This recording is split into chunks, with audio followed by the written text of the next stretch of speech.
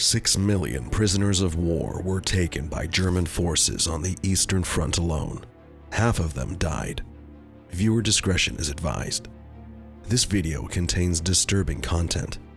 What made female soldiers so threatening to the Nazi regime? Why did they face even harsher treatment than their male counterparts? As we dive into this dark chapter of history, prepare to confront the ugly truth about gender, war, and ideology pushed to its extreme limits.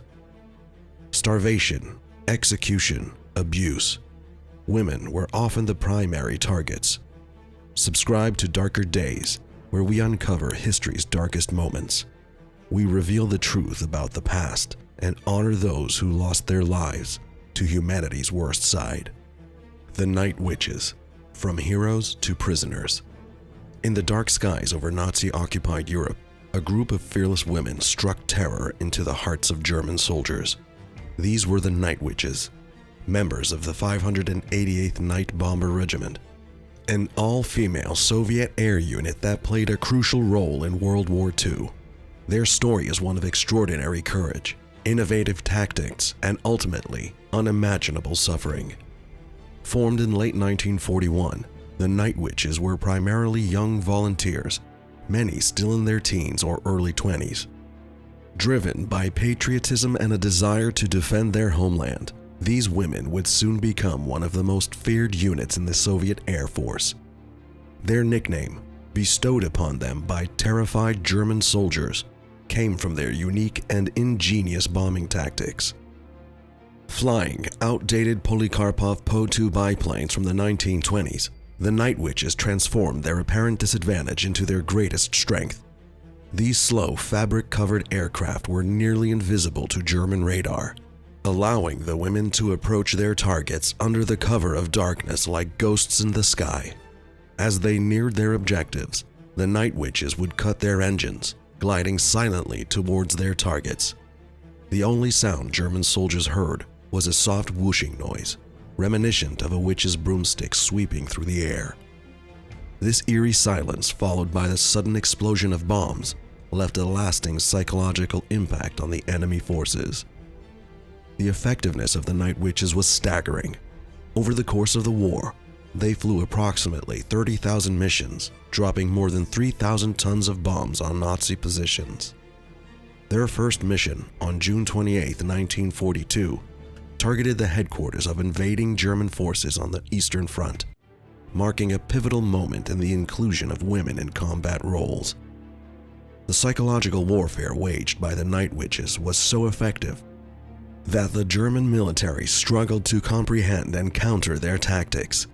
The notion of women as combat pilots was so foreign to Nazi ideology that it initially caused confusion and disbelief among German ranks. This disbelief quickly turned to fear and then to a violent, discriminatory response. As news of the Night Witches spread, German commanders issued specific orders regarding these female pilots. Any German airman who managed to shoot down a Night Witch was awarded the prestigious Iron Cross, a clear indication of how seriously the Nazis took this threat. However, for the Night Witches themselves, the consequences of capture were far more dire. The fate that awaited captured Night Witches was nothing short of horrific. Many were sent to concentration camps, where they faced brutal treatment, severe abuse, and harsh conditions. The Nazis, unable to reconcile their ideology with the reality of these skilled female combatants, often reacted with extreme violence and cruelty. This treatment was not limited to the Night Witches, but extended to many female soldiers captured by the Nazis. A stark contrast to the bravery and skill these women had displayed in the skies over Europe. From capture to concentration camp, a harrowing journey. As the tide of war turned against Nazi Germany, a chilling reality emerged for female soldiers on the front lines. Many faced an impossible choice: risk capture and unspeakable horrors, or take their own lives. This grim decision reflected the profound terror that gripped these women. Aware of the fate that awaited them at the hands of their Nazi captors, the journey to concentration camps was a nightmare in itself. Packed into overcrowded train cars, women soldiers endured squalid conditions that pushed many to their limits. One survivor recalled, "We were crammed so tightly we could barely breathe. The stench was unbearable, and many didn't survive the trip. The lack of sanitation, food, and water during transit claimed lives and weakened survivors, foreshadowing the brutalities that lay ahead." Upon arrival at the camps, female prisoners encountered a world of unimaginable cruelty.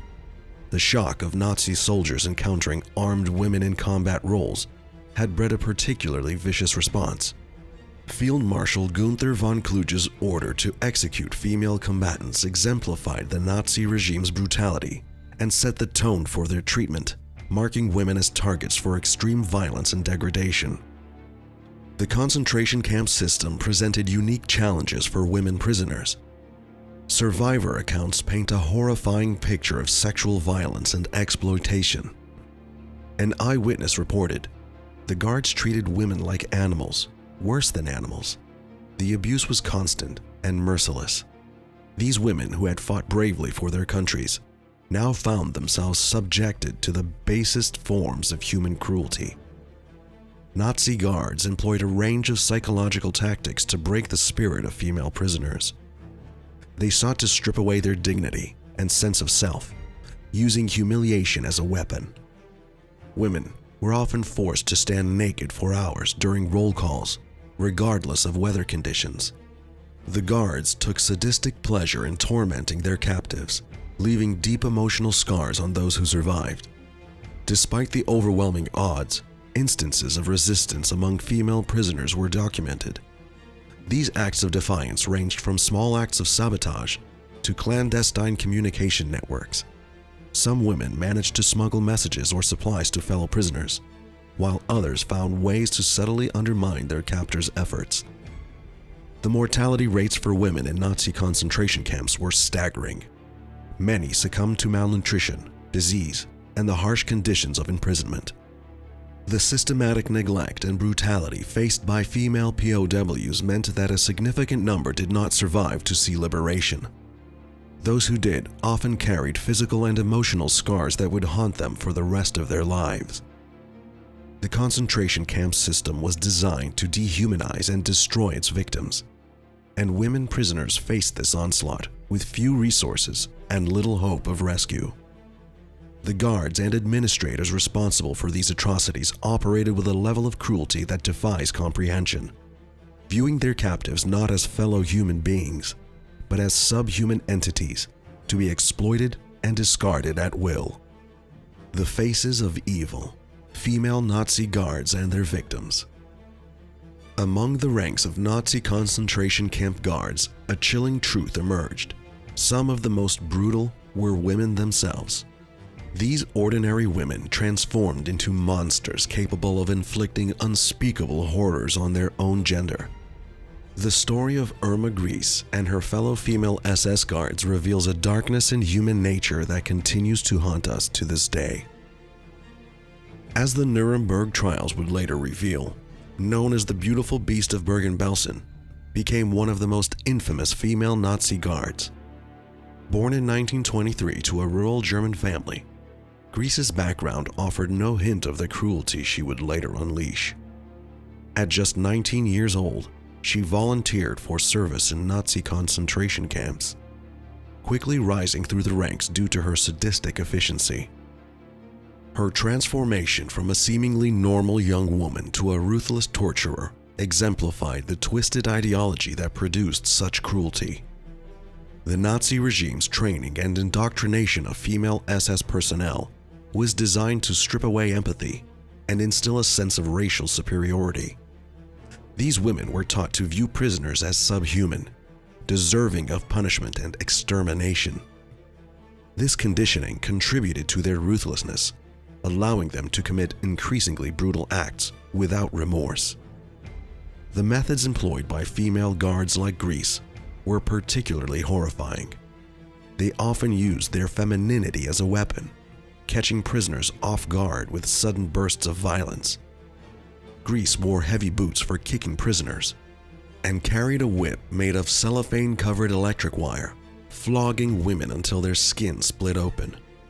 Other guards, like Maria Mandel at Auschwitz, found perverse pleasure in selecting prisoners for the gas chambers or beating them to death with bare hands. For the victims, the betrayal of their own gender added an excruciating layer of trauma. Women prisoners, already stripped of dignity and hope, found themselves at the mercy of those who should have shown some form of solidarity. This betrayal shattered their faith in humanity, leaving them with wounds that ran deeper than any physical scar. Despite the overwhelming cruelty, there were rare instances of guards showing mercy. Elizabeth Volkenrath, who served at several concentration camps, was reported to have occasionally smuggled extra food to prisoners. However, these moments of humanity were few and far between, often overshadowed by the guards' overall participation in the Nazi death machine. As the war drew to a close, many female Nazi guards attempted to flee or blend in with displaced civilians. However, a significant number were captured and brought to justice. Irma Gries, Maria Mandel, and Elizabeth Volkenrath were among those tried at the Belsen trial in 1945. All three were found guilty of war crimes and hanged in December of that year. The Nuremberg trials and subsequent war crimes trials shed light on the extent of female involvement in Nazi atrocities.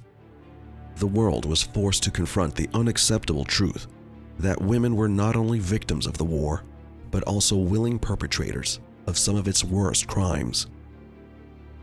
The horrors endured by female soldiers during World War II have left an indelible mark on our understanding of warfare and gender roles. These women, who bravely fought alongside their male counterparts, faced severe cruelty at the hands of their captors. Their stories, long overshadowed by the broader narrative of the war, are now being brought to light through modern commemorative efforts. In recent years, there has been growing recognition of these overlooked victims. Memorials dedicated to heroic women like Nur Inayat Khan and Christina Skarbek now stand as testament to their bravery and sacrifice. These tributes serve not only to remember individuals, but also to remind us of countless unnamed women who suffered similar fates. As we reflect on these atrocities, we must consider how they have shaped our perception of conflict and gender. The experiences of these female soldiers challenge us to confront the brutal realities of war and the specific vulnerabilities faced by women in combat. By remembering their stories, we honor their memory and ensure future generations understand the true cost of war for all those involved.